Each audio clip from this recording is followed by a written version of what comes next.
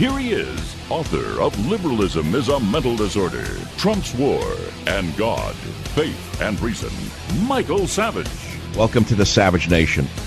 Two very powerful chords are running through my soul tonight. One is the political, the other is the spiritual. Is there a confluence? Who knows? I have no idea. Will she testify? Won't she testify? Does the FBI know what she did 130 years ago? What college does she teach at that's not even accredited in the real world? It's a fake accreditation. Palo Alto University. It's not Stanford. It's like a fake Stanford University, Palo Alto University. In my opinion, it's a group of college professors got together, psychologists really, to create their own university to accredit their own students. So now we're supposed to believe in Dr. whatever her name is all of a sudden. I love how they give her the title Doctor. Well, she's got a PhD from a university that's not accredited in my book. It's accredited by a small accreditation organization, but it's not Stanford, it's not Harvard, it's not UC Berkeley. It's not a great school, but she's already doctor of professor of everything. So who are we to believe? Do I care? All I know is that the Dems are delaying the appointment of Kavanaugh, and I have one question, which is will the Dems and their delaying tactics alienate all men in America, even liberals? I personally think liberal men are completely lost. I think they lost their testosterone along with their judgment a long time ago. They may be brilliant in their fields of endeavor, but they're idiots when it comes to survival. Now, it's up to j'accuse everywhere. We are living through the American Revolution, just as there was a French Revolution. And the opening line to my book, Stop Mass Hysteria, is so poignant, I have to tell it to you at the risk of your displeasure. The opening line to Stop Mass Hysteria is this: hatred is in the air. If that is not what is going on today, I'd like to know what is going on today. We're going to cover this. We're going to cover spiritual things, political things, medical things, religious things, irreligious things, financial things. The government spending is out of control. Where are the fiscal conservatives? Am I the only one left in the United States of America? No one's ever seen anything like this unprecedented government spending spree. On a health level, how many years have I told you that so-called bad cholesterol is a misnomer? A new study came out saying no evidence that high levels of, quote, bad cholesterol causes heart disease. Now, this is a very important study, which I will talk about, because many of you have been sold a bill of goods to take statins, or statins, however you want to pronounce them. If you're from Staten Island, you call it statins. If you're from Staten Island, you call it statins. The point is I don't take them. And I have the worst bad cholesterol figures in the world for the last 30 years. But because I have a doctorate in the field of health and nutrition, meaning PhD nutrition, University of California at Berkeley, I've read the literature. And there has been no evidence that if you have not had a heart attack, that statins will prevent the first heart attack. None whatsoever. So a group of scientists from the UK, US, Ireland, Italy, Sweden, France, and Japan wrote this: we suggest clinicians should abandon the use of statins and PCSK9 inhibitors, according to Dr. Malhotra, an NHS cardiologist. Well, he was not involved in the study. And he said, having reviewed the totality of the evidence, in my view, the only people that should be offered statins are those with established heart disease risk. For everyone else, the tens of millions taking the drug worldwide who don't fall into these categories, they should know statins won't help them live one day longer. So this is another example of the pharmaceutical, medical science complex I've been trying to warn you about. And I don't want to get trapped into a health show, even though I love the field. And it's totally related to politics and spirituality, because without health, you can't even understand politics. And without health, what good is spirituality? Health is key to everything. Do you understand that? A fit mind needs a fit body in which to work. I remember that when I was 16 years old and I first took up weightlifting. A fit body or a fit mind needs a fit body in which to work is how it went. And that's when I became a sort of a health fanatic. But the fact of the matter is, back in the day, when I was very heavily into the alternative health movement, early 70s, I received my doctorate in 1978. I would say 79, 80, 81, 82. In those early years, I used to go to every health conference there was, and I was lucky enough to be around some of the greats. And they told me that this whole cholesterol myth is going to throw people on the wrong path. It's not a matter of how high your cholesterol is, meaning total cholesterol, or what your LDL, HDL count is. The matter is whether or not this causes a denigration of the arteries, meaning what converts it to calcium plaques? That's the thing. And so the answer for the nutritional field at that time was, if you take sufficient antioxidants, the cholesterol will not convert to a hard substance in your arteries. And so I followed that to this day. And I once tried statins a number of years ago, and my legs were so cramped up, I went with my own body. I listened to my own body. Now, I realize I've covered a lot of stuff, from Kavanaugh to Trump to the Kol Nidre service. It's the holiest night of the Jewish calendar, tonight at sundown. And out of honor for the Judeo-Christian foundation of Western civilization, it's true culturally, Western civilization is built upon Roman and Greek and Roman civilizations, as we all know. However, the spiritual side was begun by the Jewish people, and of course, the majority of Americans are Christians. And so therefore, Christian people who are interested in their own religion are extremely interested in their cousins, the Jewish people, who, my dear friend who since departed, Lorenzo Petroni, once said, same a corporation, different division, which is the nicest thing anyone ever said about the difference between Jews and Christians. Same a corporation, different division. Wouldn't it be nice if all people looked at the world that way, same corporation, different division? Well, that kicks off the show. I can ask you the questions, but I am not ready to. Instead, I want to go into some of the other issues on the program today. Trump spoke today, which is why I played him at the beginning of the show, but it was drowned out by the Kol Nidre prayer, which is in Aramaic, by the way. There's a long story to that one where the Jewish people disavow their vows for the year in advance. The year in advance, they disavow all of their vows, which is a very, very interesting and complex ritual. But Trump says the FBI won't be involved because they don't want to be. Well, okay, that makes sense. I'd like to know how the FBI can investigate this. There is no forensic evidence. There's no purple dress. Is there a purple dress that the psychologist lady is going to produce all of a sudden? She was so traumatized. Maybe she saved a dress that we don't know about. Or maybe someone took a Polaroid of Kavanaugh taking advantage of her. We don't know. We'll have to wait and see. We certainly know there's no Polaroid of Dianne Feinstein's communist Chinese driver. That we know for sure. There's no Polaroid of that one. Even though it went on for 16 years, there's no evidence of it. That disappeared, like Vince Foster disappeared. And so therefore, we open the show today in talking about the crazy times we are living in. And here are the questions that I will again continue to ask, because I think they're provocative enough to provoke interesting conversation. It says, first of all, last night she said she wouldn't testify against Kavanaugh. Her vermin lawyer says he's guilty, meaning Kavanaugh is, and must prove his innocence. Do you realize what he's saying? That she won't testify? Kavanaugh must prove his innocence? He's reversed all of the jurisprudence of America. So now we're guilty until we're proven innocent? No, I don't live in the Soviet Union, even if it's an hysterical, demonic female making the accusation. And these Soviet tactics will not turn women against Kavanaugh. They will turn intelligent women against Democrats is what it's going to do. There's going to be a reverse effect, in my opinion. Then we read in the morning that she will testify. So I ask, where is the evidence? How could she prove these charges? So you could see we're kind of all over the map. Spending, cholesterol myth, the Kavanaugh story, the spiritual story of the meaning of Kol Nidre. To those of you who are interested in this topic, whether you be Christian or Jewish or agnostic, even from an historic point of view, it's a fascinating evening in the world, and it's a declaration that you will hear throughout synagogues around the world tonight. The Jews take it very seriously, even the fallen Jews. As they say, there are lapsed Catholics. Most Jews in the world are lapsed Jews. They know nothing about their religion. But even the lapsed Jews go to some temple once or twice a year. Like Christians go on Christmas Eve. Jews go on the eve of Rosh Hashanah, the New Year, and it ends on the 10th day later, which is Yom Kippur, which is tomorrow, which is the Day of Atonement. It's supposed to be a 10-day cycle.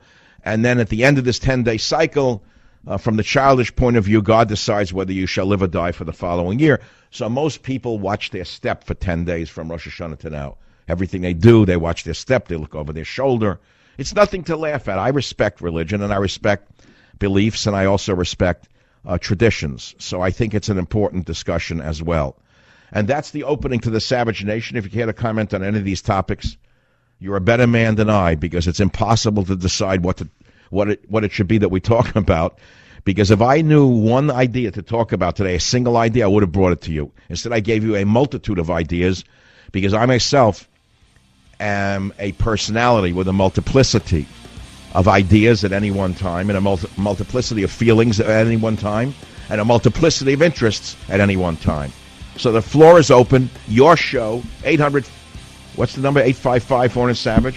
855-400-7282. Savage.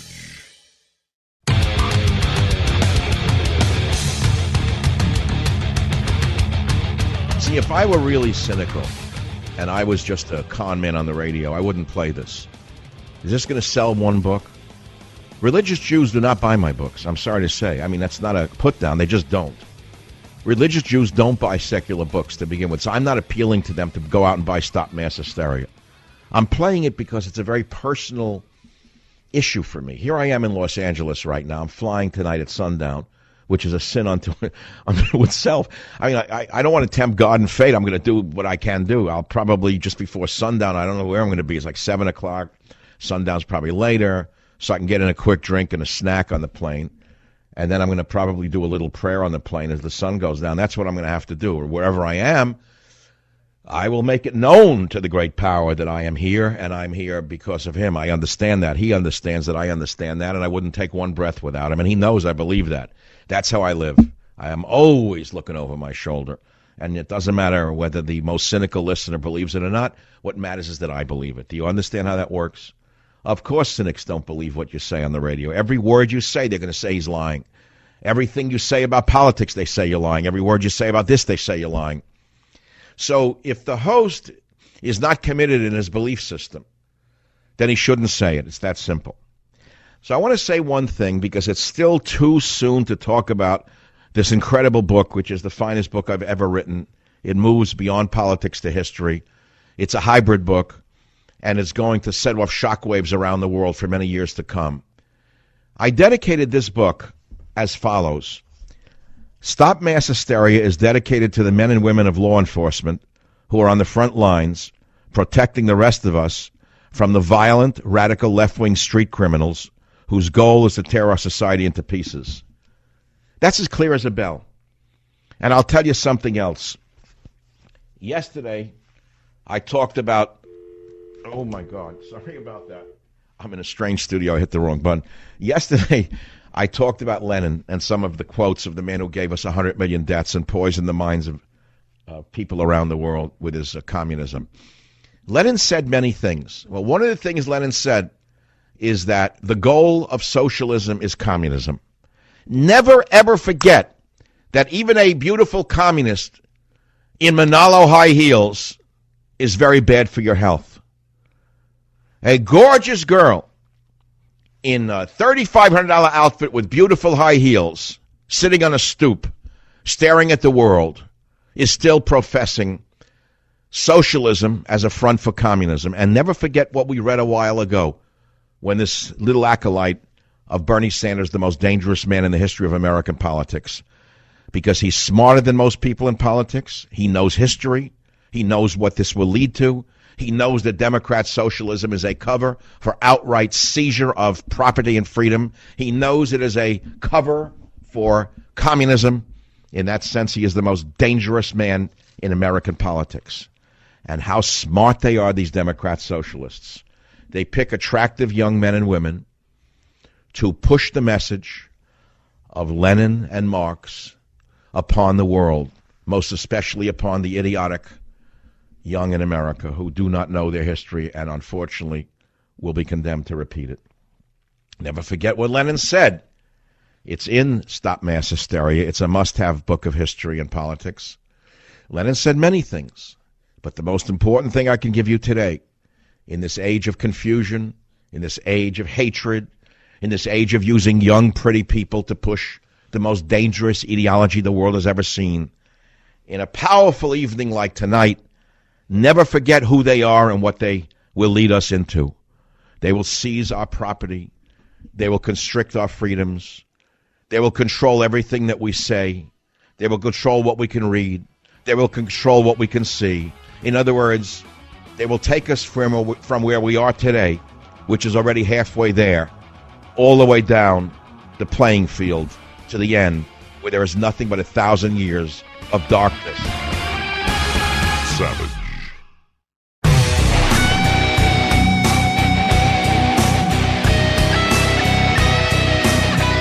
I'm here for my name, my family, my life, and my integrity. I think something is dreadfully wrong with this country when any person in this free country would be subjected to this. This is not a closed room. There was an FBI investigation. This is not an opportunity to talk about difficult matters privately or in a closed environment. This is a circus. It's a national disgrace. That's Clarence Thomas And from my talking about standpoint, Dianne Feinstein years as a ago. black American, as far as I'm concerned, it is a high-tech lynching for uppity blacks who in any way deign to think for themselves. Okay, now do you got to for understand something. They did to Clarence Thomas exactly what they're trying to do to Kavanaugh. These people are so low. They are the scum of the earth. And I'm going to raise an issue. I don't know the answer to this question, but if Dianne Feinstein, one of the shadiest characters in the history of the U.S. Senate, from the beginning, I watched her when she was mayor. Everyone living here with an independent mind knows she's shady from the beginning of her tenure as a mayor. Everyone's been afraid of her. Everyone fears Dianne Feinstein. But putting that aside, we had hearings on Kavanaugh that went on and on and on. And Feinstein sat on this letter about him for a month. Did she not violate some ethics? Does the Senate not have any ethical rules about withholding evidence until the 12th hour in order to undermine or torpedo a candidate? Is there no such rule in the Senate?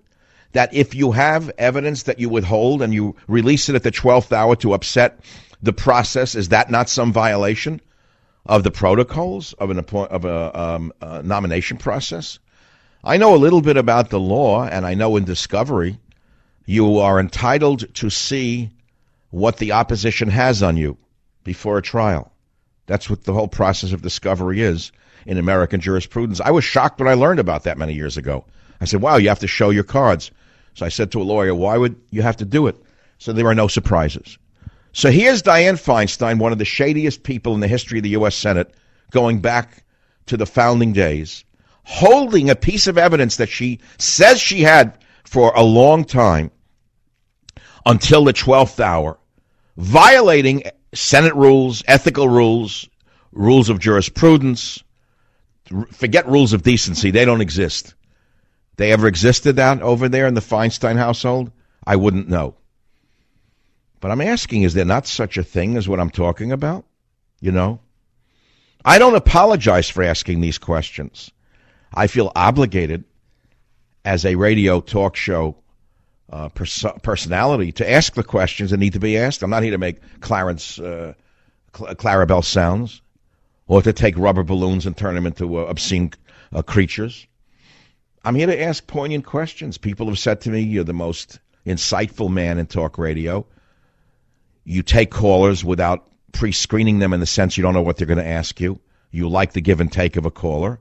You're different than everyone else in that regard.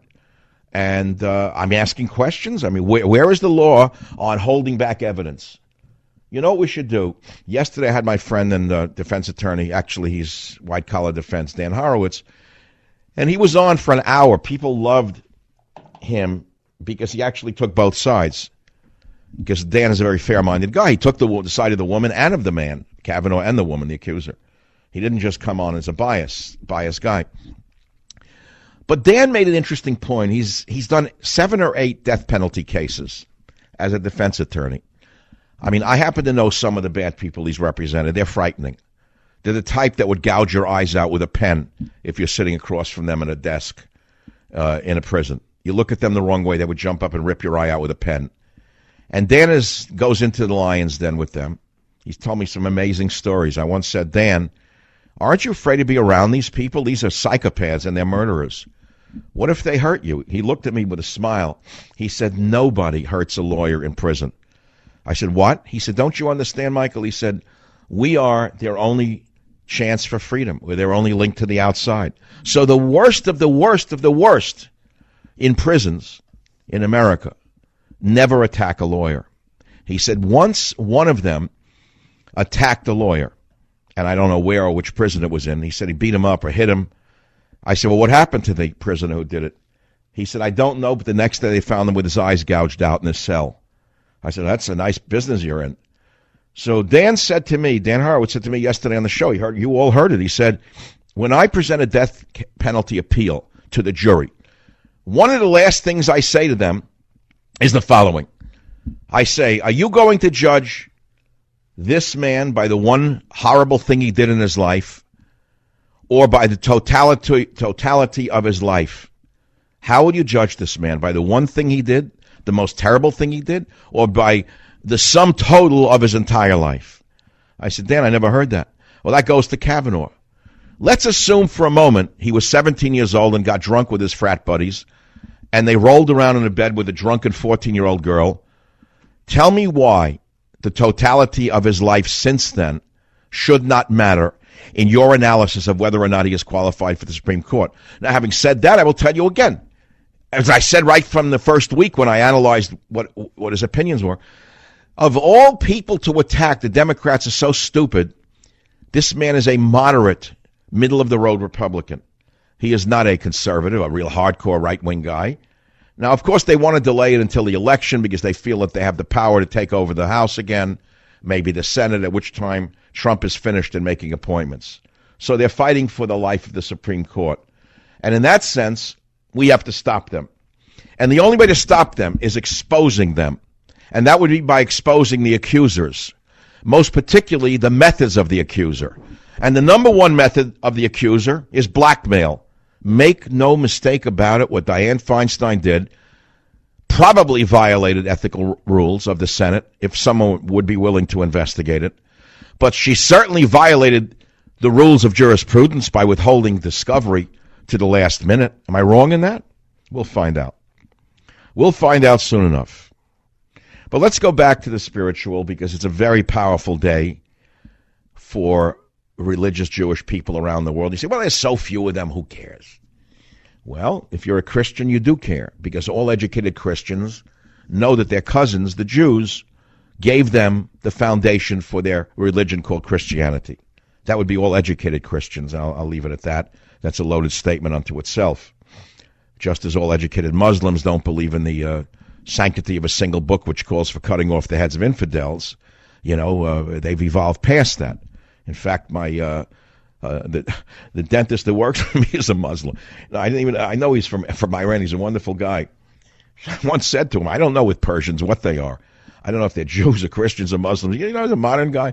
So I said, as my mouth was open, he had a scalpel down my throat. I said, wait a minute, hold on. Are you a Muslim? He laughed hysterically. He said, I'm a Muslim. He said, it's not my religion. I said, my religion of birth. He said, I'm not really a religious guy. He's a great guy for pulling out little teeth. I got to tell you that. Highly recommend them. So I really don't care what a person's religion is. I care what their character is. And at the end of the day, I honestly will tell you that what Dianne Feinstein pulled has to be investigated unto itself.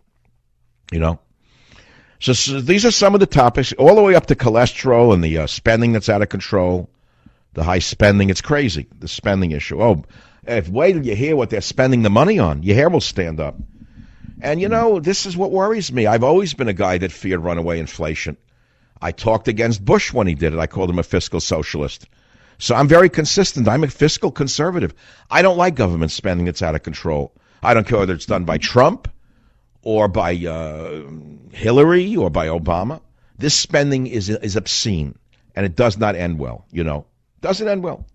And then the whole thing about the prayer. Brenda is calling from KBOI in Boise, Idaho on line 3. Go ahead. You're on the Savage Nation. What's on your mind tonight? Hello, Dr. Savage. I am a teacher, English teacher for an Orthodox Jewish family. The father is a local rabbi, and I am Jewish by maternal birth. My grandmother and her sister are the only two of their family that survived the Holocaust. And when you played the music, it just resonates in my soul. Yet I played it for the people who don't go to temple, really, don't go to synagogue tonight, because this is a secular show broadcast from New York to San Francisco on major radio stations, and it's such a profoundly powerful night in America, whether people know it or not. They want to know why are so many businesses closed tomorrow? Why are restaurants empty tomorrow? All of the Chinese restaurants may as well close tomorrow. Even the Italian restaurants should close like they do on Christmas Day. You know, I had a Muslim friend. This is a funny story because I like to see humor in everything. I hope I get it right. There's a Muslim guy I knew in North Beach in San Francisco who owned a Persian restaurant. And I once said something to him. He looked at me with a smile. He's a Muslim. He said to me, when Jews fast, Muslims starve. I thought that was the funniest thing I ever heard because he's a restaurant owner. You get it? Hello? That's kind of funny. But I don't mean to interrupt your reverie. You're saying when I played it, it resonated in you, correct? Absolutely. And my mother did not raise us Jewish, raised us Christian. And I've known since, I was called a little grandmother from 10 years old. And it's like something that's intrinsic in your soul that... So do you go to a Jewish service tonight or not? I am not, actually. That's kind of where I was going to go with this, is that I don't feel... I have an open invitation for every single holiday. Some I do attend if it works with my work schedule, but I don't...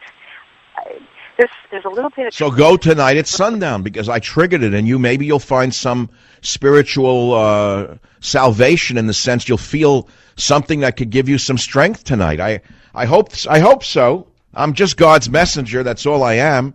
Think of me as Daniel with a golden horn and not the man with the golden arm. You know what I'm saying? That's all. What do you think I was put on earth for? Here to tell you jokes? Maybe. But what are the jokes for? I'll let you decide. You ever think about what you put on earth for? You want me to really get into this stuff? I know it's a long way from Tipperary with that one. Does anyone ever think about what they're put on earth for? Are you put here just for pleasure? Are you put here just to work out? What are you put here for? Just what are you here for? Just to get through life? Go through life? Is there a meaning to life? Are you just a piece of paper floating down a stream that's just taking you where you came into the stream of life, and you're just a piece of paper being taken down that stream? Do you direct your own life? Is your life preordained?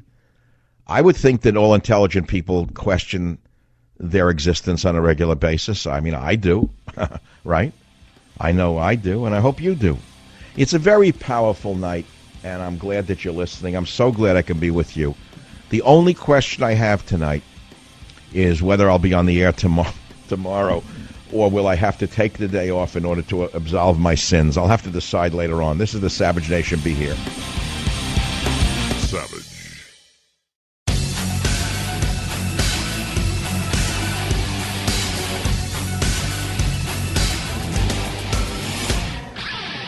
Let me talk about home security for just 1 minute.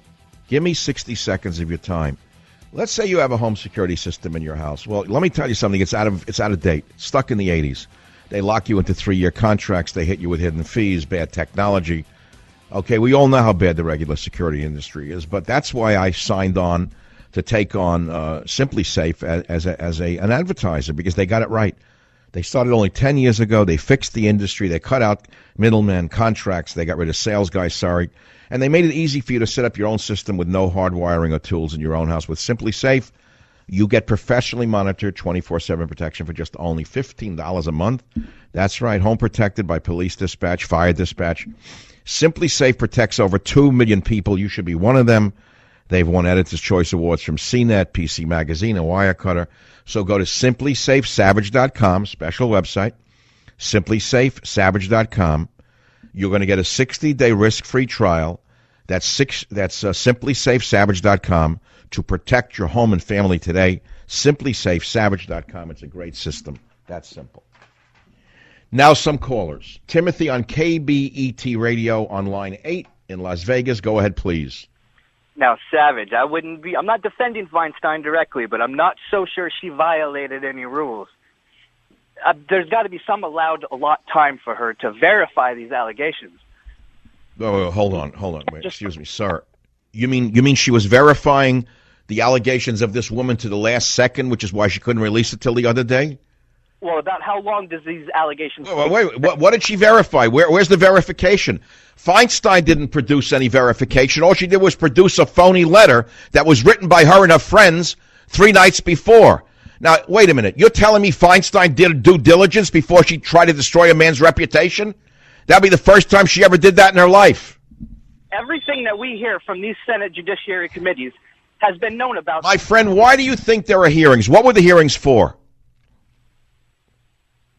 The Senate. Are you there? What were the hearings for? What were they supposed to accomplish? They were supposed to question him about his validity and being able to be. All right. So wouldn't you think that the distinguished Senator Feinstein would have released this letter during the hearings, so he would have had a chance to answer the accusation during the hearings? Why did she hold it until the 12th hour? Why did she withhold evidence that she may have had until the 12th hour? Because it was a setup and she violated Senate rules. And I'm the only one in America who has said this so far. It does not mean I will be the last. And I would like someone in the audience who is a lawyer on a high level, okay, to tell me that this is not a violation of jurisprudence, to withhold in discovery, because that's what the hearing is. It's discovery. Everyone brought up every bit of dirt they could possibly find on Kavanaugh. Everything he ever wrote, every email he ever sent, every statement he ever made was grilled and grilled and grilled and fine-comb. And all of a sudden, Feinstein comes up with this in the 12th hour after the hearings are over, where he can't even defend himself. Why? Because she's part of the sneaky, verminous left-wing rats who are trying to destroy America. These bastards will stop at nothing to destroy everything we believe in. They will steal your guns. They will steal your freedom. They will steal your dignity, all in the name of what? Progress? That's what Lenin promised, progress. And where did that lead? It led to the death of Russia. We are living through a witch hunt, which I call mass hysteria. Never forget who she is, Feinstein. Savage. Warning: the Savage Nation contains adult language, adult content, psychological nudity. Listener discretion is advised. Now, here he is, author of Liberalism is a Mental Disorder, Trump's War, and God, Faith, and Reason, Michael Savage. This allegation is totally inconsistent with the judge that I have known for 10 years, that the world has come to know over the last several months through what has been an extraordinarily thorough vetting process. It is hard to take it seriously in light of all the evidence of Judge Kavanaugh's excellent character and integrity, and also in light of the transparently politically motivated manner in which it's come to light. I have no experience with Ms. Ford. I don't know anything about her, and I don't claim to know anything about her. All I can speak to is the judge himself and what I and really the whole world at this point know about his character, which is overwhelmingly women have come out of the woodwork through this entire process to testify to the respect with which he treats them, with his championing of us in the workplace and every other context. So this is a woman who actually knows Judge Kavanaugh, Sarah Pitlick, former clerk for Kavanaugh. No examples there, no evidence, not even a hint, not a scintilla of evidence that he was a sexist in any way. But the bigger issue is Dianne Feinstein and her dirty, sleazy trick.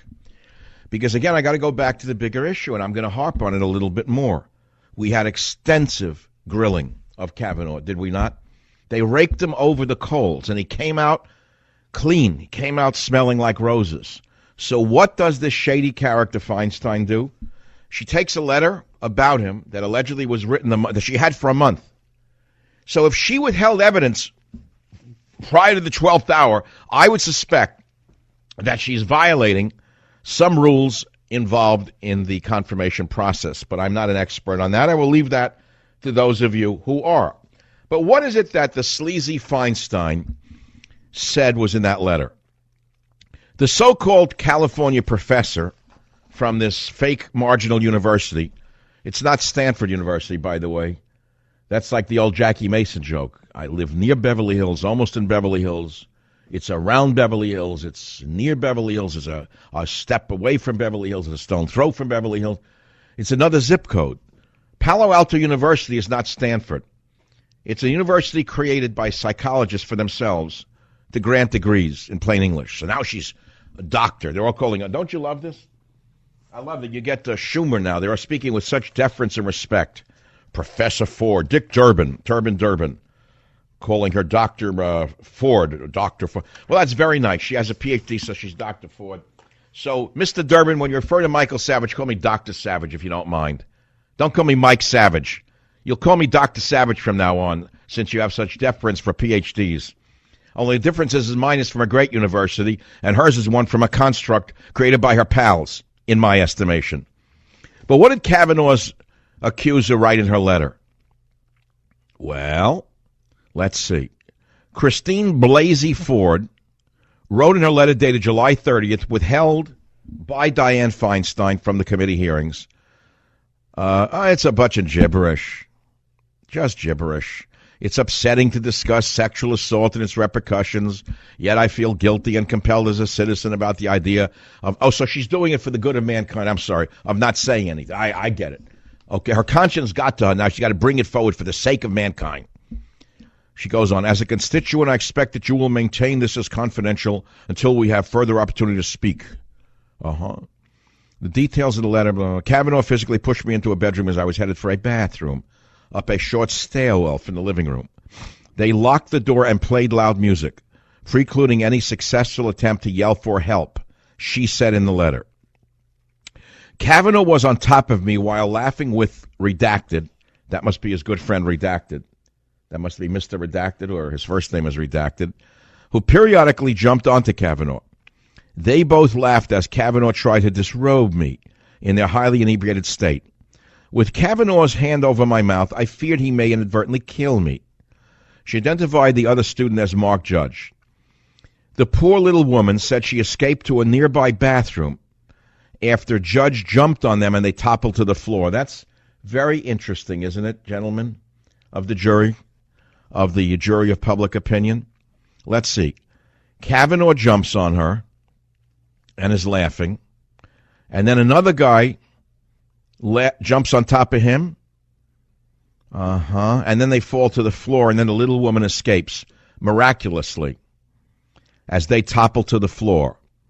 Both loudly stumbled down the stairwell, at which point other persons in the house were talking with them.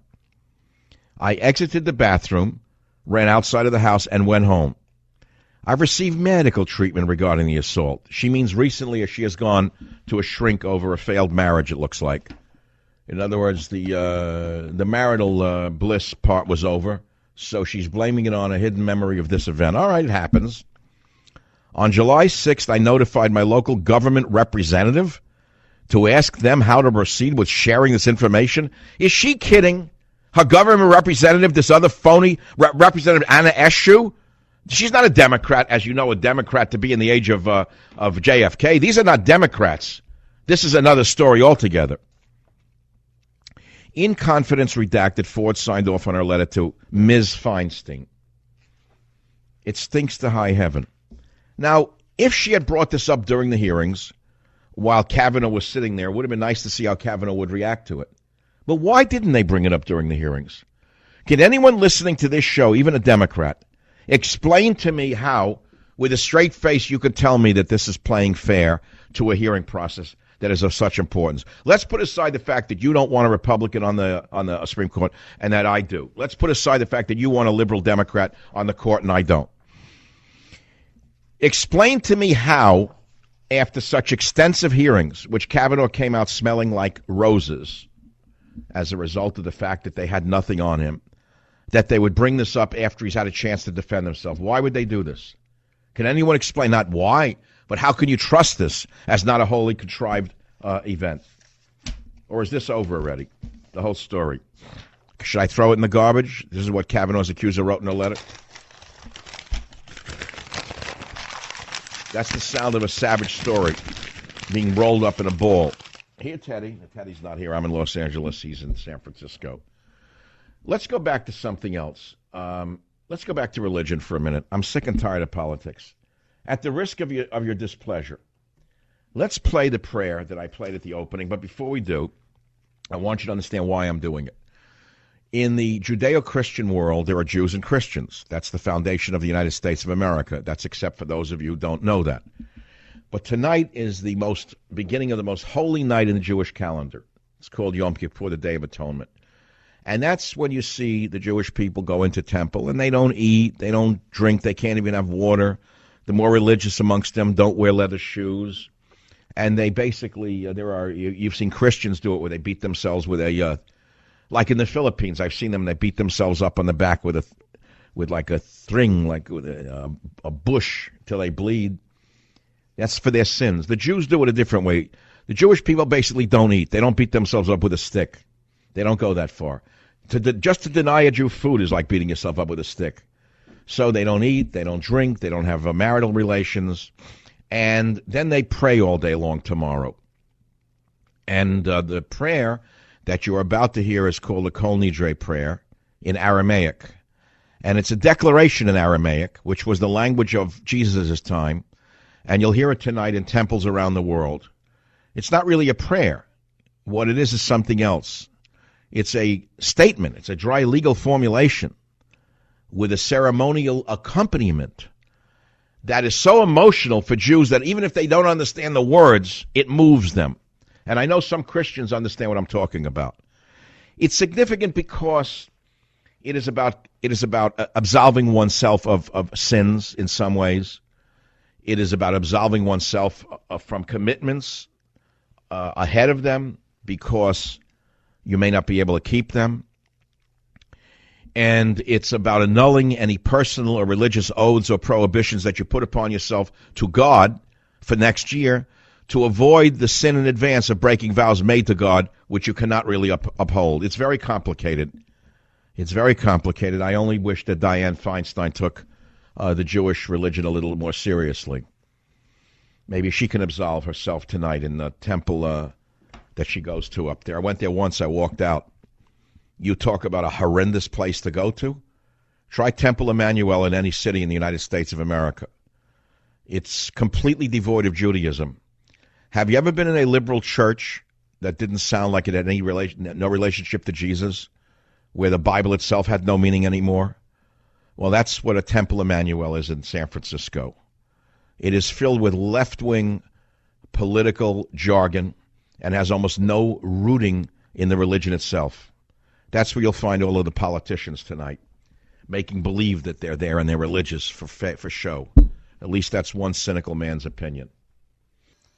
Tonight is a very powerful night in the Western world.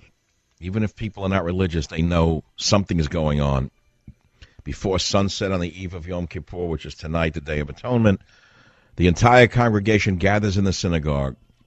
The Holy Ark is opened, and the Torah scrolls are removed. And then they take one on each side of the cantor. They stand with the Torah scrolls. And the three, meaning the two cantors and the two scrolls, represent the three together, a rabbinical court, and they recite the following: by the authority of the court on high and by authority of the court down here, by the permission of one who is everywhere, and by the permission of this congregation, we hold it lawful to pray with sinners. Now, what does that mean? Why do Jews throw out an invitation to outcasts on Kol Nidre and on the whole Day of Atonement? What is going on? Because they want even sinners to join in repenting. And they're asking for divine clemency from God. At least this is the historical background to this. And I don't want to beat you up with it, but it's about the disavowment of vows that you're likely to make between this day of tomorrow and the next year. And they renounce all of these vows. So it led to an awful lot of things that were not good for the Jewish people. It's why some Christians said you can't trust Jews because they disavow all their vows in advance and things of that nature. It get very complicated if you get into this. And it led to a lot of controversy amongst the Jewish people, so much so, without getting into it in much more detail, that in 1845 the Reformed Jews dropped this prayer altogether because they thought it would trigger anti-Semitism. And that is because the Kol Nidre prayer has been used by non-Jews, especially the Nazis who vote for the Karl Marxians amongst you, that an oath taken by a Jew may not be trusted. And this accusation was leveled over and over again. And as a result, it created a lot of problems for the Jewish people. And so the Jews dropped it altogether. And so, like with all things to do with religion, even Jews oppose this prayer in some places. Certainly you probably wouldn't hear this in the Reformed Temple in San Francisco tonight. They would probably play something along the lines of a rap song with an immigrant probably standing up there, and maybe Dianne Feinstein could wash the feet of an immigrant from a nation with Zika to show how good a person she is. Anyway, I gave you the melody. I gave you the song. We can talk about religion. We can talk about politics. We can talk about cholesterol. We can talk about government spending. We can talk about, did you watch the Emmys? No, I didn't. I went to an Emmys party the other night. I'm down in L.A. I'm still here. I'm flying home tonight before sundown. Okay, don't punish me. And I was at an Emmys party. It was very nice.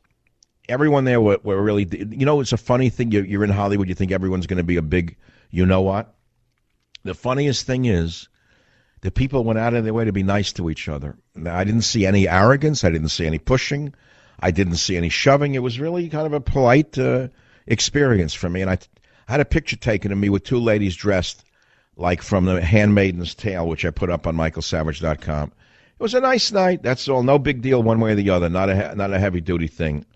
So I've had a heavy time down here from the time I came Saturday night. From Saturday, I had dinner with a relative I hadn't seen in years. And then Sunday I had some heavy-duty meetings about some future items I cannot discuss that I may choose to endeavor to do. And then yesterday I was on the radio down here. Today I'm on the radio down here. And tomorrow and tomorrow and tomorrow. Savage.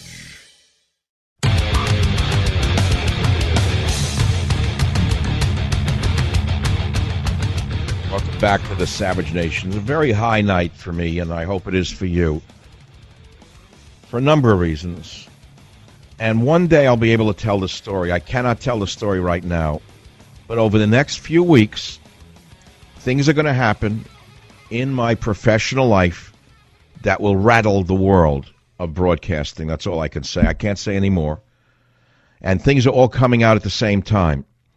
The book is coming out in just a few weeks, Stop Mass Hysteria, but there's going to be something bigger and more longer lasting that's going to be announced. And I can't even hint at it.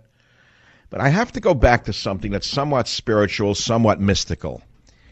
I told you that I'm not strictly a spiritual or religious personality. I have a friend, Vernon Mahabal, who's a palm reader.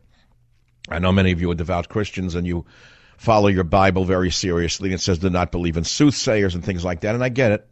But I've spent enough time in strange places on the earth talking to seers to tell you that there are other ways through this world, and I'll take whatever way will get me where I want to go, which is to not harm anybody or do harm unto myself. In plain English, this is a very dark world that we're walking through. From the time of birth until the time of leaving this earth, it's a dark passage. No matter how bright the day may be, it's a dark passage. And in many ways, although we think that we know what's going on, we may not know what's going on, and there are other dimensions. And I have told you that the nights I spent in the Fiji Islands a long time ago, before you heard of Fiji Water, before there was television in the Fiji Islands in the late 60s, I was there collecting plants. And I worked with folk healers. And in the midst of working with the folk healers, the medicinal plant healers, I would encounter what were known as fortune tellers. And they made predictions that came true that were so shocking that even as a cynic, I had to say there's more to seeing in these other dimensions.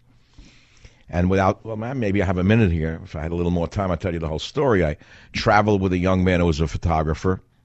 He was a strong kid, and he wanted to go with me, and he was going to come on the mission as a photographer. So we would go into Suva in the Fiji Islands, and before going out into the out islands to collect plants, which I had done for years before, I would always visit the same card reader, a Fijian woman from not the Lau Islands, from another island group known for their seeing. Let's put it to you that way. The Kandavus, the Kandavu Island. For those of you who know what I'm talking about, and I was told that people from Kandavu are known for for their spiritual stuff. You would call it witchcraft. I wouldn't call it witchcraft. Anyway, so this woman would read the cards and always tell me what would go on, like you collector. So I brought this guy with me, and we had the cards read, and she looked at me and she looked at him after she threw the cards, and she looked at me very shyly. They're very interesting people, and she wouldn't say anything. And I kept saying to her, why are you not telling me what you see? She said, I don't really want to say anything right now. That's how the Fijian people are. She said, she very shyly said, I don't, and I said, please tell me what you see. She said, I would rather not.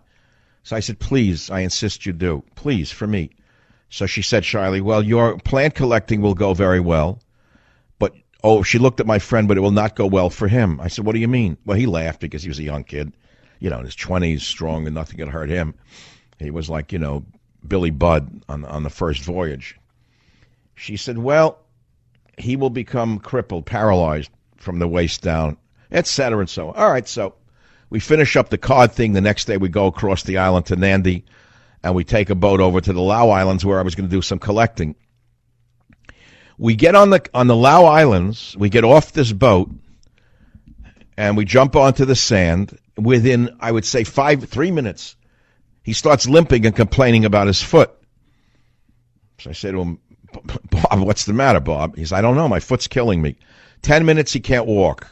We pick him up. We put him on the boat. Luckily, I carried with me always like a little medicine chest. I had antibiotics, which I intuitively just took a shot at and gave it to him. And we had to go back and this and that. But it turns out that he stepped on a piece of poisonous coral, which, could have paralyzed him, maybe even killed him. He was a poet, and he said, I stepped on a ghost, and a ghost bit me. The fact of the matter is the Fijians used to bury their ancestors in the sand. I don't know if you know that a lot of islanders bury their ancestors in the sand near the ocean because they are absorbed by the sea.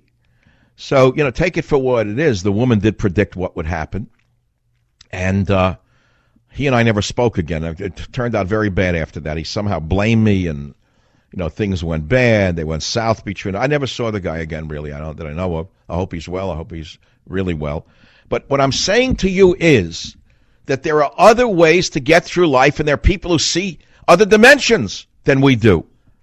And whether it be a Native American who speaks to the Great Spirit, or a Jewish person who prays to God, or a Christian person who prays to Jesus, or a Muslim person who prays to Allah, or a Buddhist person who bows to Buddha, there are many ways through this dark passage. And I do not restrict myself to any single way through this passage. I try to tap into the higher power when I remember to. And some days I can feel it. I will tell you, there are days I feel it, there are days I don't. There are days that I'm so unable to touch into that energy. It's frightening, actually, even walk through it through the day. And then there are other days where I feel so in touch with the cosmos that I feel that I can, like Jimi Hendrix say, kiss the sky. And I don't mean when I'm using drugs, because I use nothing but aspirin. So the fact of the matter is, today is a day that I'm somewhere between those two poles. Today is a day I'm between feeling low and kissing the sky. But I do know that this is a golden opportunity for me, and I know it's not by chance that I continue each day on radio. I know that many steps along the way almost derailed me, and that to every minute that I'm on the radio, there's always somebody trying to derail me, without going into specific details at this time. Every day, people try to derail me for commercial reasons, for reasons of jealousy, for spiritual reasons, for political reasons. It is a minefield out there. And to me, every day that I get up and I can do a radio show, that I have my health and my wits about me, and I still have a great opportunity to reach you, it's a miracle. That's all I could say. There's nothing more than I could say about that. And combine that with the fact that it's sundown tonight is the beginning of this holy day. And I'm not a particularly religious guy, but I have tremendous feelings for religion. I was raised by an atheist. I shouldn't go into the details, but my father was an atheist. He just didn't believe in God, and he was such a cynic. He was from the old world. He believed in nothing. That he shocked me in what he would say about that. He would say things that almost broke my heart about the hereafter. He didn't believe in anything. He thought it was nothing. He thought that when we died, we basically were just a pile of garbage that should be thrown out. Now imagine being a child and you ask your father about a thing, and he says, when we die, you could throw me in a garbage can. Imagine if you're 5, 6 years old and your father says that to you. what kind of devastation that would have upon a child, right? Jim, you know what I'm saying? You're a father. Well, okay, it didn't exactly resonate with me. I try to imagine what my father would look like in a garbage can. I couldn't understand that. I couldn't comprehend that. And so I had to reach out in my own ways for meaning. And that's why, eventually, when I wrote God, Faith, and Reason, if you read that book, you'll see that search has been, a lifelong search. And here we are today on the radio together with you listening and me talking and you calling back. And what are we really talking about today? Tell me what we're talking about. We're talking about dirty, filthy, low-down Democrats who are using the techniques of the Soviet Union, making believe that they're trying to be fair to Mr. Kavanaugh. Filth of the lowest order.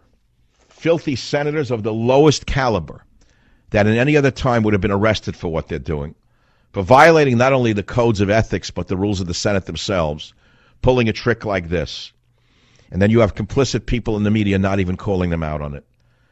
Even if they were left-wingers in the media, they should be saying, now, wait a minute, Senator Feinstein, that's a low blow, that's a trick. Any Democrat, any liberal on the media, CNN or MSNBC, take the worst of them.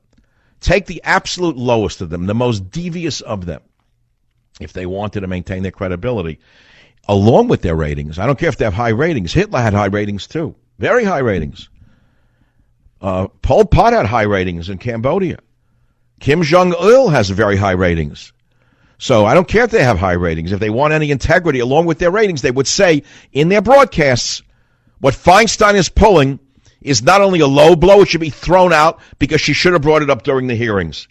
That's what I would do. If I were a liberal in the media, I would do that yesterday in order to maintain my credibility with the audience. But then that's the way I look at things, okay? But we're living through another time and another place and another dimension. And so if you care to join the conversations, I guess the conversation, I like the word conversation, slip of the tongue there, because there are many conversations going on right now. Let me take a couple of callers.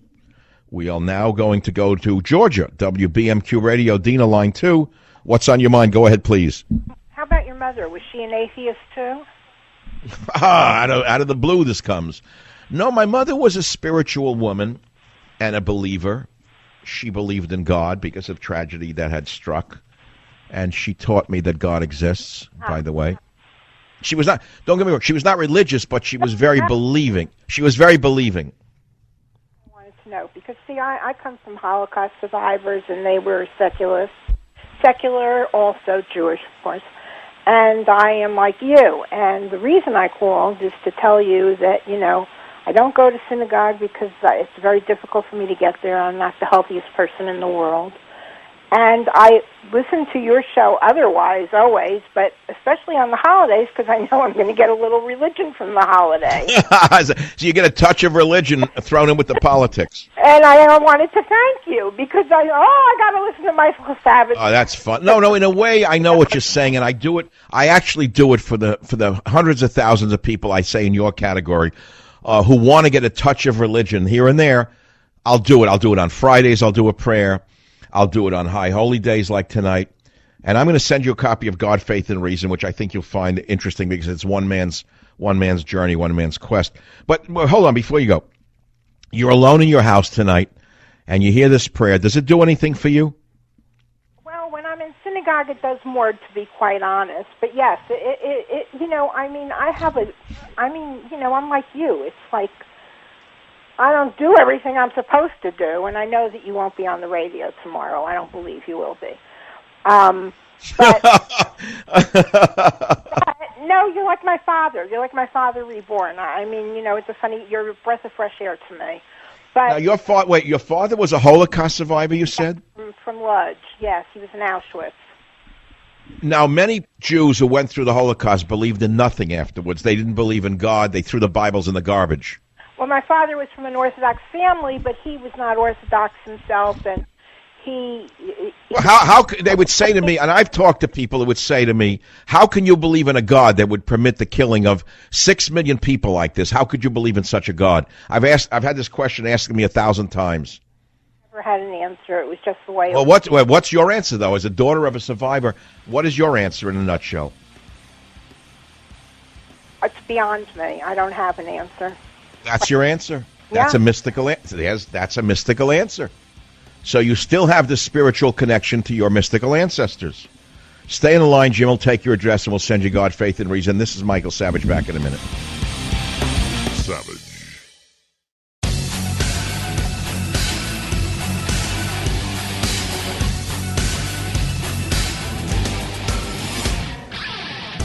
Let me talk about your health for 1 minute. If you combine nitrogen with oxygen, you create nitric oxide. You've heard me talk about it. What is it? It's a miracle molecule that's made by your own body, and it fuels your cardiovascular health. It helps keep you energetic and vibrant. But what happens as we age, our bodies need help with this important process. Luckily, Super Beets by Human has harnessed the power of nutrient-enriched beets, and they've created a superfood that helps your body make more nitric oxide on its own. And 1 teaspoonful of Super Beets every day supports your cardiovascular health and blood pressure, giving you natural energy with no caffeine kick or sugar high. We're talking real healthy natural energy.